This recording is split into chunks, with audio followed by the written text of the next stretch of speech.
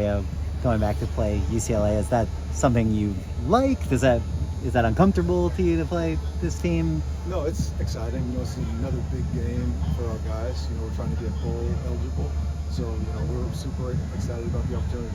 Dan, as you reflect on things that actually, ultimately just your second year as a coordinator in collegiate football, what did you learn? What were the concepts generally that you learned in your first year at UCLA that you feel like you've continued to kind of build upon in terms of who you are as a coordinator this year at UCLA? Really just how to translate the scheme to the college game. Because college is very different from the rules to the field to the way offenses attack you, and it's a thing where you're kind of adjusting on the fly. And at the end of the year, learned a lot. Applied all that to this year. And You okay, Greg? Hang on. Hold me together. Okay. Yeah, I'm okay. Thanks. Oh, yeah? Oh, shit. Sorry. I'm okay. I apologize. Sorry. Take a deep breath, bud. I'm okay. Thanks. Yeah, I'm good. Thanks. sorry, yeah, just applying that to this year. And again, like every week's a different learning experience, and just trying to get better each week. Will it not feel a little awkward in the moment, or hit you differently when you're in the stadium on the opposite sideline last year?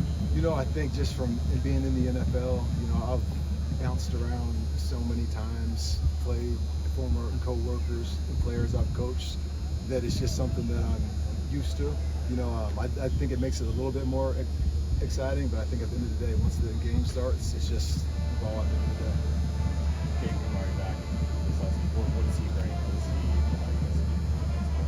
Just the versatility that he brings with the way we can use him at different positions, and just the way he communicates on the back end as far as making sure everyone's on the exact same page every single play.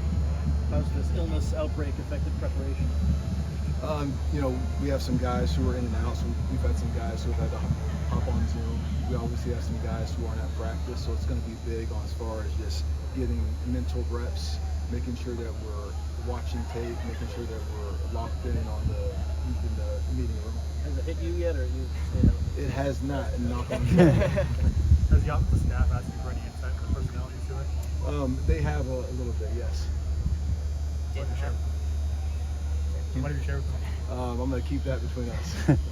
Dan, how much did it mean to you, just looking back, when you came over here, and how much did it mean to you that Kamari had trust in you, that you wanted to come play for you here? And what has it meant to this program just to have him, as a leader in this organization? It meant a lot, when he decided to come here, it meant a ton to me, especially. And just having it here, I felt like jumpstart this entire thing. Just everything that we were able to get accomplished in the spring really helped jumpstart camp. That helped jumpstart everything that we were doing now. And we were just further ahead with him because of his experience. And then it's been cool just to see him being able to grow now year 2 in this game.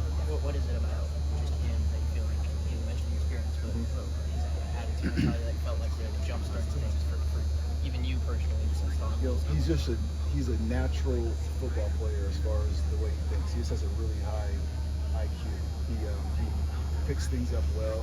He doesn't have to get the reps on the field. He could take it from the meeting room and then go out there and just do it. And there's not a lot of guys that have that skill.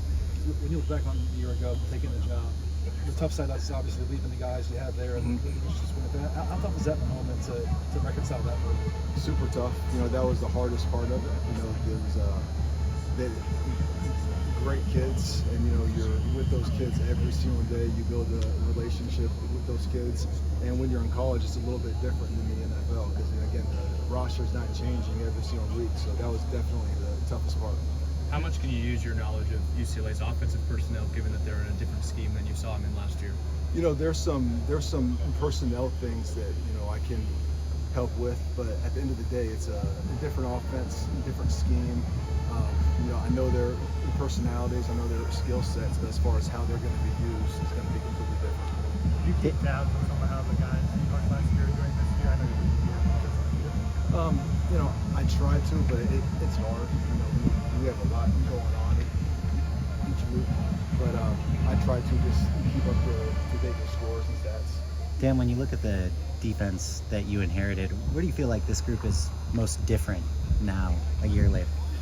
I feel just as far as the way they're playing together. You know, I still feel like the overall execution, the fundamentals, and then at the end of the day, me putting them in the right position can get better each week. But I think at the end of the day, when you watch the tape, just them playing together and being on the same page. Do one more. Who are guys maybe that have stood out even more than you thought that could have when you first got here? Devan Thompkins. You know, he stood out in the spring, but if you would have asked me in the spring that he was going to be where he's at now, I wouldn't have thought so. And that's credit to him, Coach Henderson, Coach Nua. They've all done a great job. I just been super impressed with just his growth and development. Thank you, Coach. Thanks, All right, Lynn. thank you.